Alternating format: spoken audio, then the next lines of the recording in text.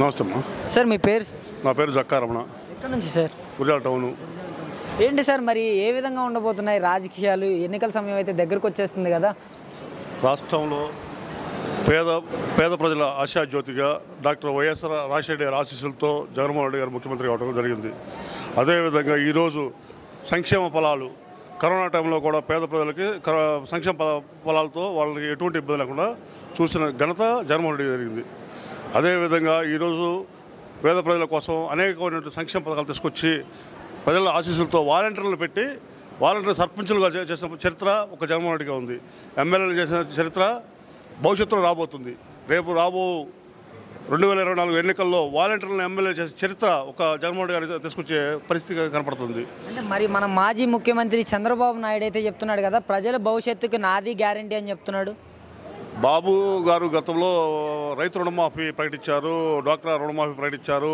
అవి ఎంతవరకు అమలైన ప్రజల మొత్తానికి తెలుసు. గతంలో 3 ట్రిప్పులు నిధులు వేసి 2 ట్రిప్పులు ఎగ్గొట్టాడు మహిళలకు కానీ రైతులకు కానీ.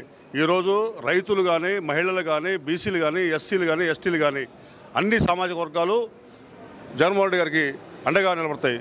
ఎక్కడ అవినీతి లేని పరిపాలన అందించిన ఘన చరిత్ర ఒక జగన్మోహన్ రెడ్డి ప్రభుత్వమే. నేరుగా ప్రజల ఖాతాలోకి డబ్బులు పంపించడం జరుగుతుంది. మరొక 52 రోజుల్లో టీడీపీ జనసేన సునామీ రాబోతుంది. ఎట్టి పరిస్థితుల్లోనూ ఈ పార్టీలే అధికారంలోకి రాబోతున్నాయనేసి కదిలిరా సభలో చంద్రబాబు నాయుడు గారు అయితే మాట్లాడటం జరిగింది కదా. రానున్న 52 రోజుల్లోనే జనసేన టీడీపీ అభ్యర్థులు ప్రకటించిన తర్వాత ఆ పార్టీ పరిస్థితి ఏందో ఆ వ్యవహారం ఏందో క్లియర్గా అర్థమవుద్ది. ఎందుకంటే జనసేనకి ఎన్ని సీట్లు ఇస్తారో తెలియదు, టీడీపీ వాళ్ళకి ఎన్ని సీట్లు ఇస్తారో పంచుకుంటారో తెలియదు. అధికారాన్ని పంచుకోవడానికి వాళ్ళకి ఎటువంటి అవకాశం ఉందో లేదని కాపులు మొత్తం జనసేన వైపు ఉన్నారని చెప్పి అనుకుంటున్నాను. కాపులు జనసేన వైపు ఏం లేరు. కొన్ని జిల్లాల్లో కొంతమంది ఉండొచ్చు, కానీ సంక్షేమ ఫలాలు అందిన ప్రతి ఒక్కళ్ళు కూడా ప్రతి కుటుంబానికి మంచి జరిగితే నాకు ఓటేమని చెప్పి అడిగిన చరిత్ర ఒక జగన్మోహన్ రెడ్డిగా ఉంది. వాళ్ళు ఎప్పుడైనా సరే మేము మంచి చేసాము మాకు ఓటేమని చెప్పి అడిగే అర్హత వాళ్ళకి లేదు. సార్ ఫైనల్గా జగన్మోహన్ రెడ్డి గారికి ఈ 170 స్థానాల్లో ఎన్ని స్థానాల దాకా రావచ్చు అంటారు?